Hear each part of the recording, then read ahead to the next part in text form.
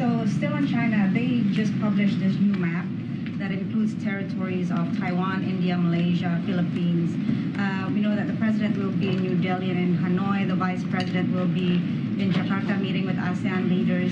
What can we expect from them on this issue of territorial disputes, and how forward-leaning would they be? So a couple things on his trip in Hanoi. Since day one, the administration, we have focused on rebuilding and investing in our allies and partners, right, throughout the world, and especially within the Indo-Pacific. You saw that most recently with the trilateral that he held at Camp David, a historic meeting there. As the United States looks to deepen our ties with the region, Vietnam is going to be a key partner.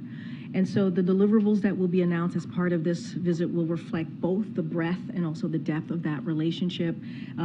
As you know, we try not to get ahead of this president as these trips are upcoming. As it relates to the vice president, as you just mentioned, she's going to be going to Jakarta. Will be a continuation of her work as well. She's been a partner in this when it comes to strengthening our partnership with ASEAN nations on maritime security in the South China Sea. The vice president has spoken extensively throughout the Indo-Pacific about the importance of international rules and norms, and you can expect that conversation and that kind of approach to continue on her trip as well.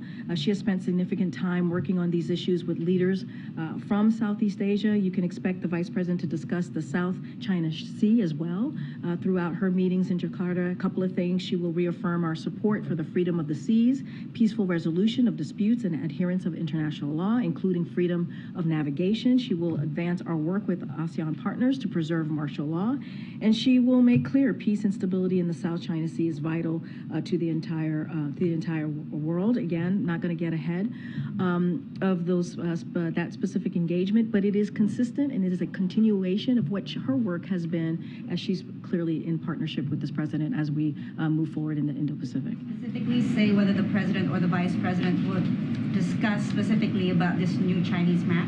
Look, I'm not going to get ahead of that. I just laid out what we have been working towards, right? Deepening that relationship, which is incredibly vital, that Indo-Pacific relationship. So it's certainly going to be a continuation of that. Those trips are upcoming, and so once we have more to discuss and lay out and read out, we certainly will do that. Look, we look forward to these types of diplomatic conversations, and again, deepening those important, critical relationships that the president has been leading on since the beginning of his administration. Go ahead, Ed.